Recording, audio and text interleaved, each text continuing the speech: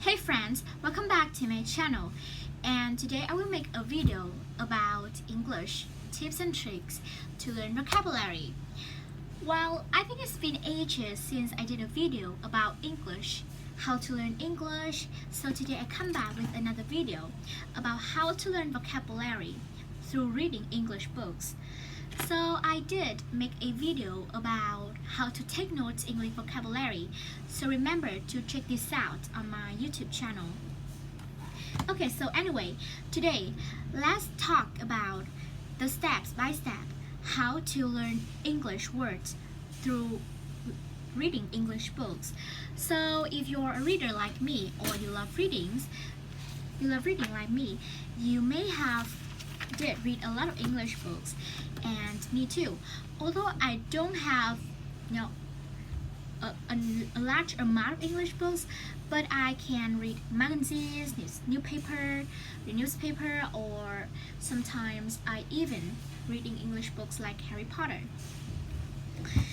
So today I will tell you about step by step how to learn English vocabulary through reading English books. So you may wonder that don't just read English book and then I can level up your level. Maybe you read an English book and you will from intermediate to upper intermediate. Well, that's not true, because if you just read English book and whenever you came across a new word and you don't look it up on a dictionary, then you will never become like improve in your English reading. So remember, don't just read English books or magazines or newspaper. You have to look up the new words you came across in this newspaper or read books. So yeah, that's the first principle. And now, come to the step by step of learning new words through reading English books. So the first thing you have to do is to test your level first. You can type on the internet and then check out some websites to figure out which your level is, and then choose the book that's suitable best for your level. For example, my level recently is maybe upper intermediate, and so I decided to read English books like Harry Potter and the Philosopher's Stone, and now I'm reading Harry Potter and the Goblet of Fire, the number 4 books by the way. And if you're advanced, you can reading some academic news or some more advanced books, like books about politics, about science and technology, about self-help, self-improvement. Or if you're advanced, you can also read news and magazines about academic, like politics and economics on the New York Times too. Yeah, so that's about the advanced and intermediate level.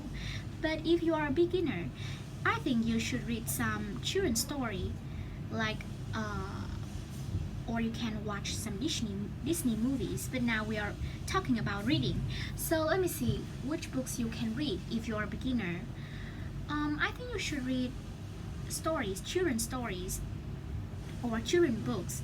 You can search under Google some English for children, some English book for children, and you can try reading it. So yeah, remember the first step is to choose the suitable book for you based on your levels. And the second step is to read it regularly. Read regularly and consistently. Don't give up any day. For example, if you pick up Harry Potter, you have to read at least maybe 30 pages, depends on your purposes or how much time you have in a day. If you have a hectic schedule and you have a lot of classes in school, then you can spend maybe a little bit of your time in a day just for reading, maybe 50 minutes or 30 minutes, that's okay.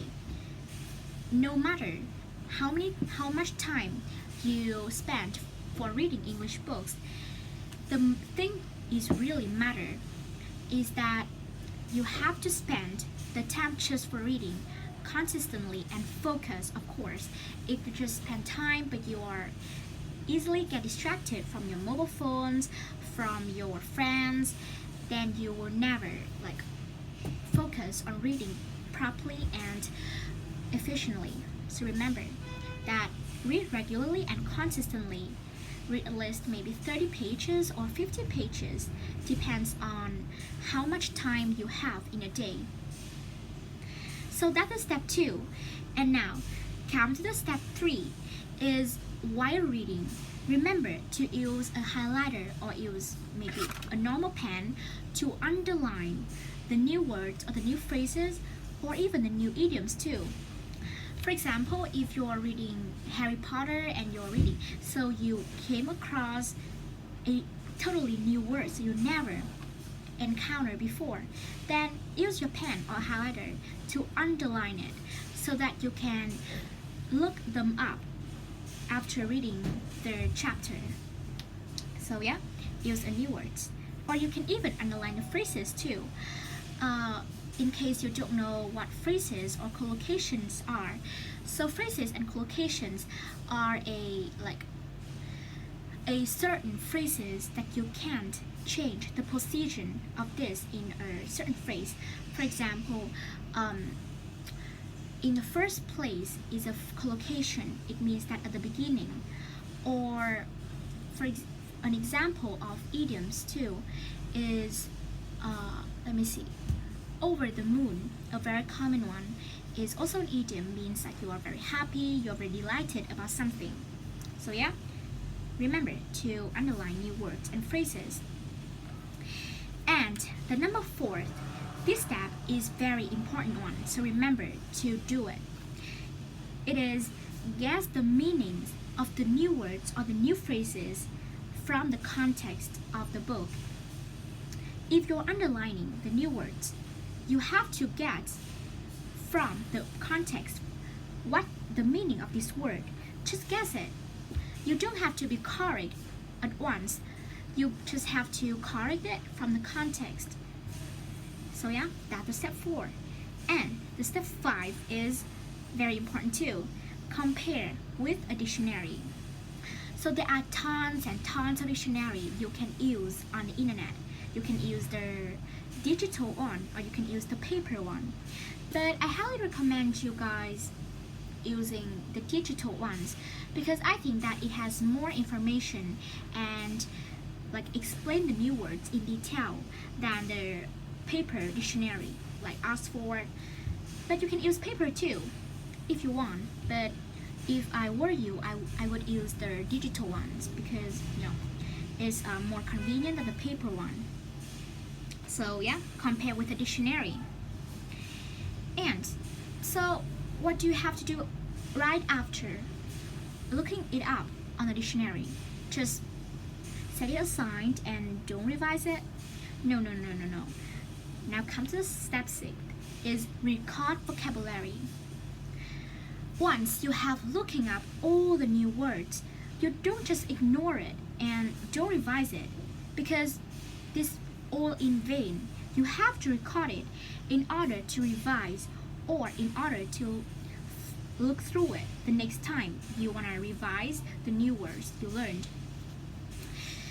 So if you wanna figure out how I take note and how I record vocabulary, then check the video about how I take note vocabulary in my channel, or I will put the link of this video in the description box.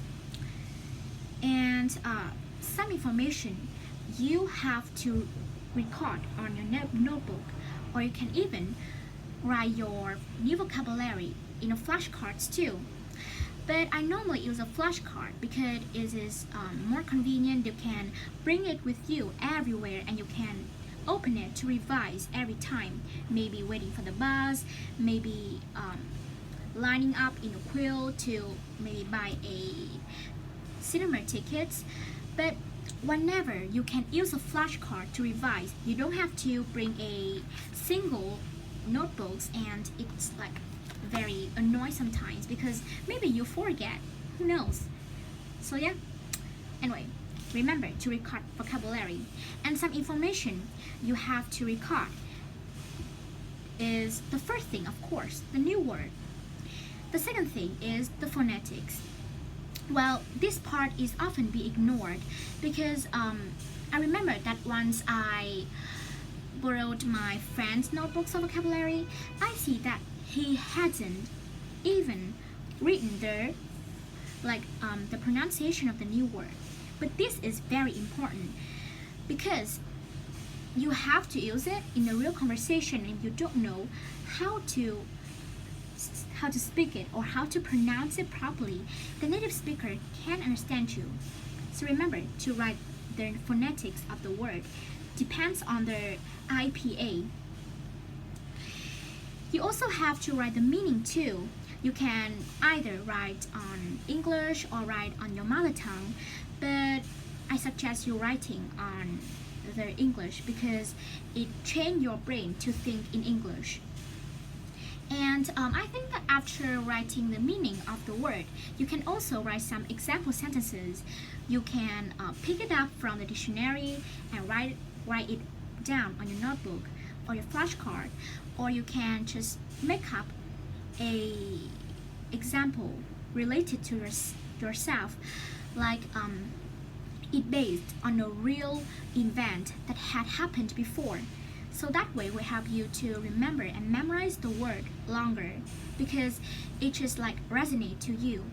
So yeah, remember to have at least one or two sentences as an example for the new word so you will know how to use this word in context. So that's the step 6, record vocabulary.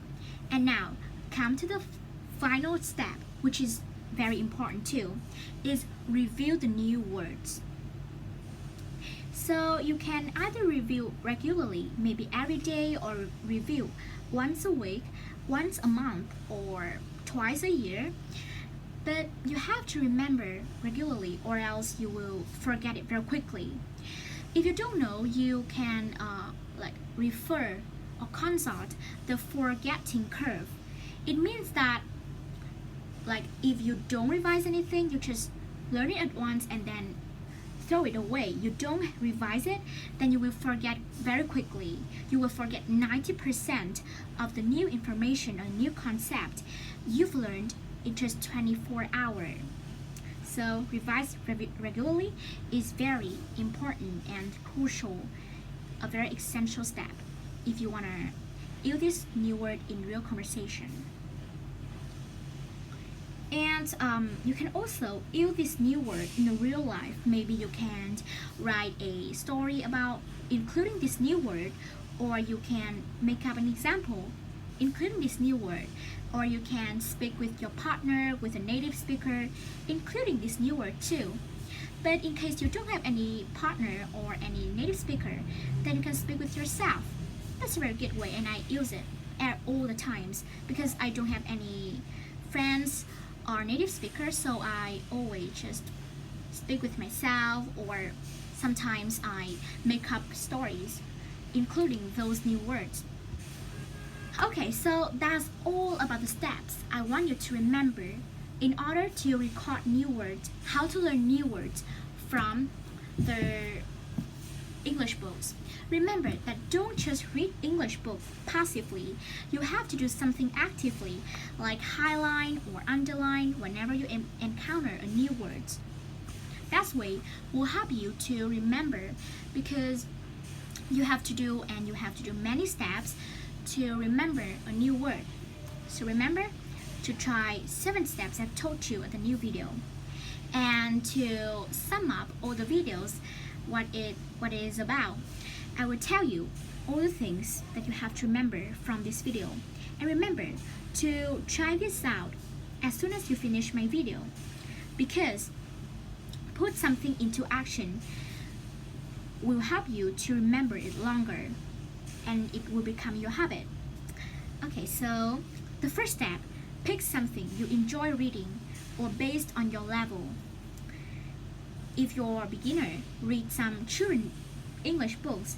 If you're intermediate, you can read some non-fictional or fictional books like Harry Potter or The Lord of the Rings and so on. And if you're advanced, you can read some maybe academic news, or some more advanced books related to politics or economics. Step 2 is read regularly and consistently. Don't give up and don't miss out any day.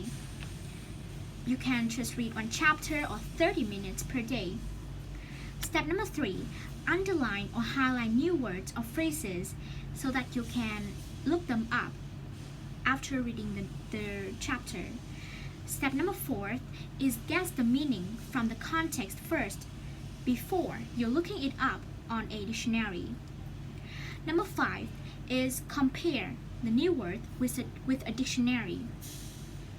Number 6 is record the vocabulary on a notebook or a flashcard, but I suggest you using a flashcard.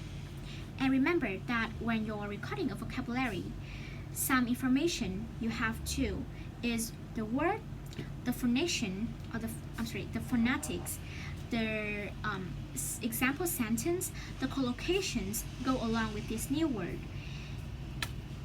And step number 7 is review. You can either review regularly, like every single day or once a week, once a month, whatever. Or you can use these new words in real life. You can make a sentence, make a stories, and by the way, the funnier the story is, the longer you will remember it. So yeah, try to make a little bit hilarious story, or you can use it in a real conversation with a partner or even with yourself. So I think that's all the things I want to tell you about this video. If you have more questions about the topic here, you can comment down below the description box, and see you later at the next videos. Bye bye.